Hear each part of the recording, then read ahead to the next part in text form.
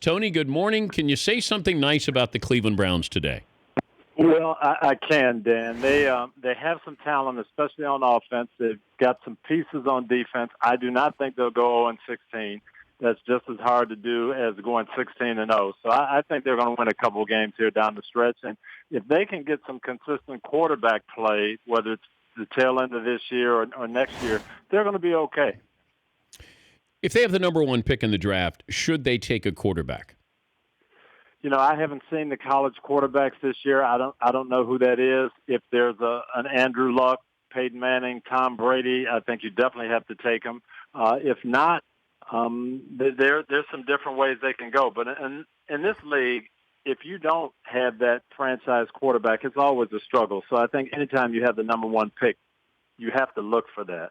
Yeah, but if you can't find it, it's always dangerous if that guy, like Jared Goff with the Rams, if you find somebody you think is worthy of that number one pick, but then maybe they are not up to being that number one pick franchise quarterback, now you set yourself back a couple of years. Yeah, you can't create it. They did that with Tim Couch. They've done it before, and we've seen it.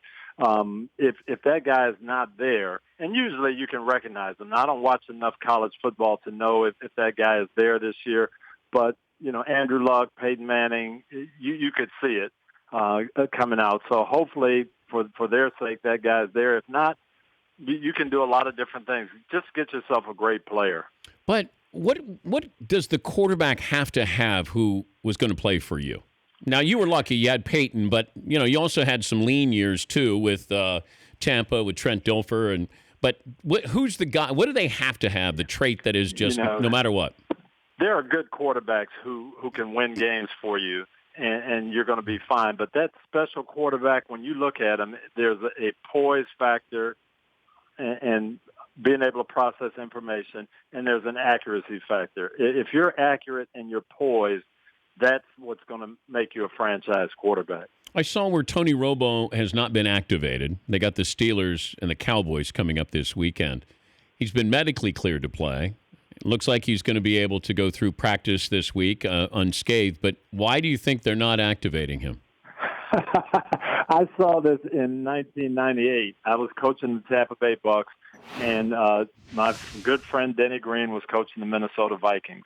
Brad Johnson had taken them to the playoffs, and Brad Johnson's a good quarterback. He got hurt, and Randall Cunningham stepped in. And Denny said, you can't lose your job by injury. As soon as Brad's ready to go, he will be back in the lineup. Randall Cunningham got hot as a firecracker, and that doctor just seemed to not put Brad Johnson at 100% for a long time. Denny kept saying he's not quite there. He's almost ready. And as Randall threw 4 more touchdown passes, he's almost ready. He's almost ready. And they went 15-1. You can't take a guy out who is playing this well and is this hot. So they're doing the right thing with Tony Romo. Take your time. Now, you may need him. Prescott may hit a slump. Something may happen. But you're on an 8 or 9 game winning streak. It really doesn't make sense to take the quarterback out. But the role that the coach plays here, Tony. Now, granted, Jason Garrett in Dallas is not really the head coach. It's Jerry Jones, and he's also the team physician and everybody else. but all Jerry Jones has to say is, Tony's not ready yet, and then we don't have this controversy. But once he dresses, and if he struggles, and it's a home game, then I want to see how the fans react to putting Tony Romo back in there. So and that's what you have to do when you feel confident that he's ready to go. You dress him and you say, "Hey, he's going to be there. Dak's still the quarterback, but we've got a great quarterback in the wings." Don Shula did that. Remember that undefeated season? Yeah. Bob Greasy got hurt. Earl Morrall was hot. Hey, we're going to stay with him.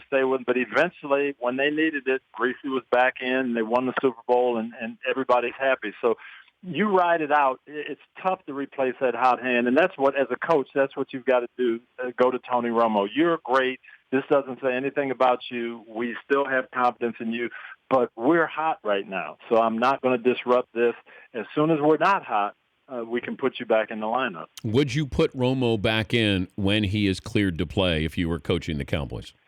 I would not put him back in if Dak Prescott is still playing like this and they're on an 8 or 9 game winning streak. I would say we've got to ride this out, and until the league figures out Dak Prescott, if we win the next 12 games in a row, that's just the way how it's going to roll. He's Tony Dungy, Football Night in America analyst, joining us, Dan Patrick Show.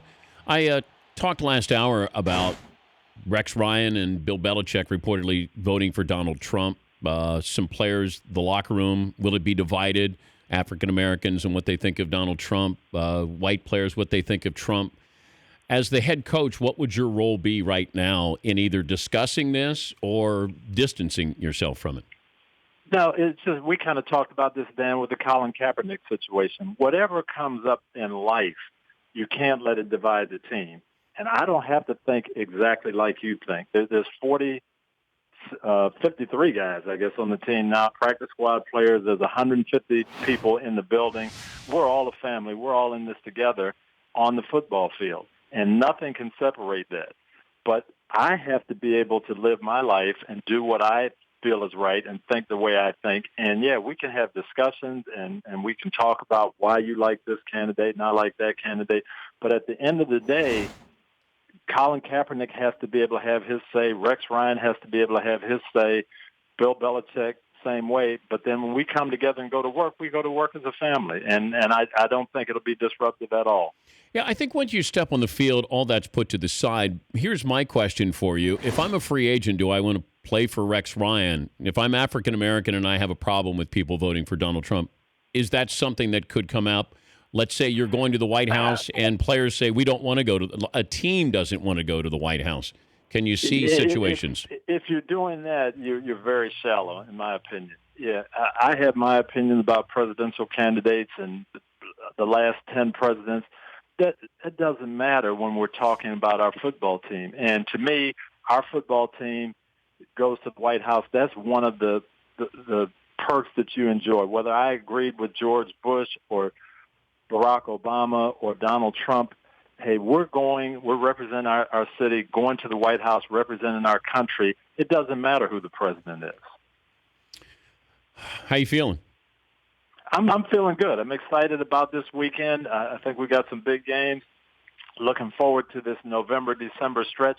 We don't have a dominant team. You know, Dallas is 7-1, New England 7-1, but I don't think either one of those teams are dominant. To me, it's going to be a lot of fun seeing who kind of works through this and comes through in December and January. I'm looking forward to it. More of an MVP candidate, Ezekiel Elliott or Dak Prescott? The quarterbacks always are the MVP candidate. If they keep rolling like this, as much as Elliott does for this team, and I do believe if they put Tony Romo back in the lineup and they played the same way they're playing now, high percentage passes, feature the running game, take the 40-second clock down, protect their defense, they will continue to win with Tony Romo because I think Elliott has that much of an impact. But if you had to vote today, you'd have to say Dak Prescott because quarterbacks always get that look. Would you hold it against Brady that he was suspended for 4 games when it comes to the MVP? I would not because a couple of years ago people got mad at me when I voted for Bobby Wagner as the MVP. Seattle was struggling on offense. They turned into the best offense. They were struggling on defense. They turned into the best defense in the league when Wagner came back. They went to the Super Bowl, so I thought he was the most valuable player. Tom Brady, they played the Buffalo Bills and got shut out with Jacoby Brissett. Same team, everything else the same, but Tom Brady comes back, they score 41 points. That's valuable to me. So right now, I'd say they've got the best team. Tom Brady is the most valuable part of that team. He would get my vote right now. Thank you, Tone. I'll see you on Sunday. All right, looking forward to it, DP. That's Tony Dungy, Football Night in America. Coach's Corner brought to you by Continental Tire. You'll see Continental Tire at sporting events, venues around the United States. Proud supporter of the IMSA Racing, Major League Soccer, also college basketball. Continental's premium products available at leading independent tire dealers, car dealers, mass retail companies across America. For more information, visit ContinentalTire.com. Continental Tire, for what you do. The Dan Patrick Show, weekday mornings on Audience.